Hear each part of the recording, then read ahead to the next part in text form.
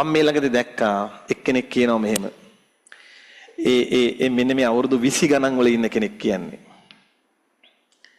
ජීවිතයේ අර්ථය හොයන්න එපා කිව්වා. ජීවත් වෙලා ආතල් එකේ ඉන්න කිව්වා. ඇයි? එයාට ඒක තාම තේරෙන්නේ නැහැ. එයා කී ගණන් වලදී ඉන්නේ? ඔයදරුව ජීවිතයේ අර්ථය මේගොල්ලන් අහන්න එපා.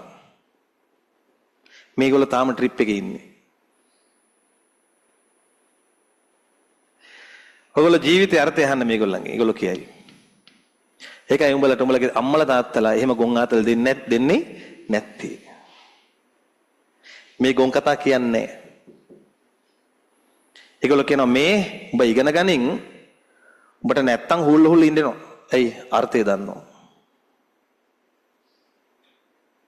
ඒ නිසා මේක නම් මහා පුදුමාකාර සත්‍යයක්. ඒ නිසායි මේ දැන් මෙයාට තේරෙන්නේ නැහැ මේගොල්ලෝ ඉන්නේ මත් වෙලා වගේ. ට්‍රිප් එකේ ඉන්නේ. ඔය දරුවෝ දන්නේ නැති උනාට මේක බුදුරජාණන් වහන්සේ වදාළානේ මතට කිව්ව උන්වහන්සේ මදය කියලා. මෙයා මේ මට ලියන එකත් මොකද්ද වගේ මේ බෝඩ් එකේ ලියද්දි ගෞරවයක් නැහැ වගේ හිතෙනවා. බුද්ධ වචන එහෙම ඕනේ මදය කිව්වා. මතයකින් ඉන්නකොට මත් වෙලා ඉන්නකොට ඇත්ත පේන්නේ උන්වහන්සේ කිව්වා මහණෙනි මේ යෞවන මදයට අහු වෙන කෙනාට ජීවිතේ යථා ස්වභාවය පේන්නේ නැහැ කිව්වා. පුදුම සත්‍යයක්. මට මේ කතාව ඇහෙද්දි ඒකමයි මතක් වුනේ. ඒ නිසා ඒ අයට මේ දැන් මේ ඉන්නකොට ආතල් එකේ ඉන්න. මමත් පිළිගන්නවා. ජොලියේ ඉන්න ඕන. හැබැයි ජීවිතේ අර්ථය දැනගෙන. ඒ කතාවේ භාගයක් වැරදි භාගයයි හරි.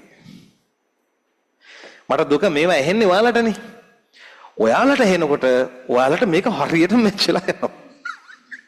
ඇයි ට්‍රිප් එක යමින් ගමන් ඉන්න කෙනෙක් යන්න ඉන්නේ උන්ට කියනවා ආදල්ලා හවස ගැන හිතන්න එපා.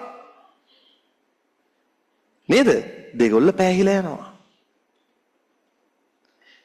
ගිහින් පහවදා ඉන්න එකකින් අහන්න ඕන මොකද කියලා. මේ මන් දන්නේ බං හරි අමාරුයි. මේක දෙකක්. ඒක දැනගෙන යන්න. විඳින්න දැනගන්න මේකේ මෙහෙම කෙලවරක් තියෙනවා. ඒ හින්දා තමයි ඔය වයසක උදවිය වයසට පළච්ච කට්ටිය ඔය යන්නේ පැදුරු කඩමලු අරගෙන සිල් ගන්න පොයේට. දැන් දන්නවා ගෙවුණා. යකෝ වෙච්ච දෙයක් නෑනේ. මේ එකම ළඟම යාළුවෝ මේ වයසට ගිහින් තමන් කසාද බැඳලා හිටපු මිනිහා මෙන්න මේ හැම රැලි වට්ටගෙන ඉන්නවා උදේ. වෙච්ච දෙයක් නෑනේ.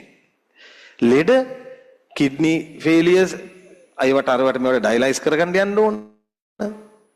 අන්න දැනෙනවා.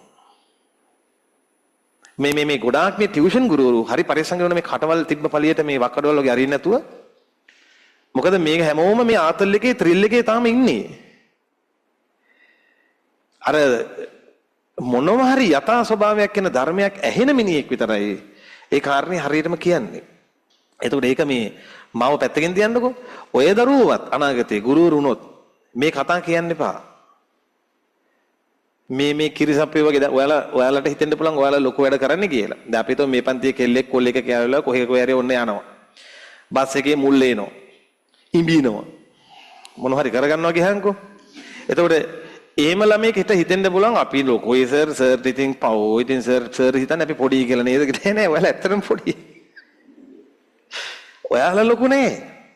ඔයාලා පොඩි බව ඔයාලට තේරෙන්නේ නෑ. ඒ නිසා ඔයාලා දිහා අනුකම්පාවෙන් බලන්න ඕන. ඔය දරුවෝ ගැන අනුකම්පාවක් කියන්නේ හරියට ගුරුවරයෙක් දැක්කොත්.